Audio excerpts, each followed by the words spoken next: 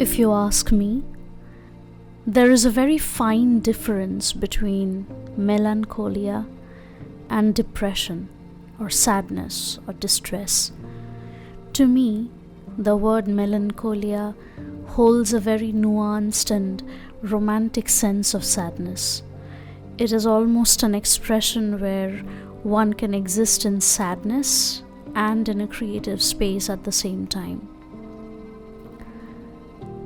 Van Gogh's paintings almost always makes me feel the sense of melancholia almost in a tangible way. Just looking at them, I can feel the distress and the turbulence of emotions that might have crossed the man's head when he made that piece.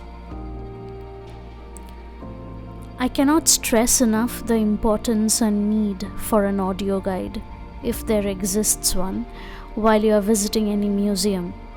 It is bodily impossible to cover everything in a museum, but an audio guide really lets you internalize the experience of a museum tour. A focused museum like the Van Gogh's immersive exhibition took that experience a notch higher by letting you literally walk around inside his paintings.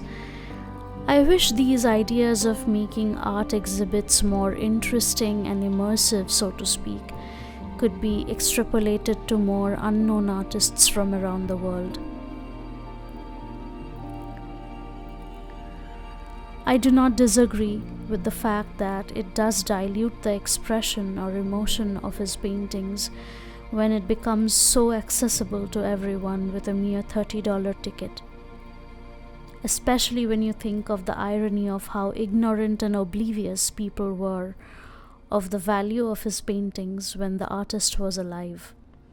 When we walk into a model of his claustrophobic Arl's bedroom to pose for a picture sitting on his bed, is it only natural that we sometimes overlook the significance of that bed, or that chair, or the paintings on the wall for a man struggling to sustain a living with his art in that city, in this big mighty world? The painful nights he might have had on the same bed. Do we think we are only tourists?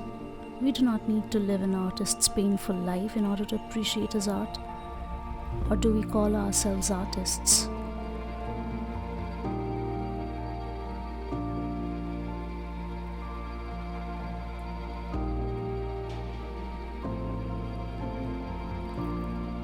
Even in the midst of a very dreamy afternoon, I did end up feeling a little lame about living inside only a virtual pretty dream of one of my favorite artists.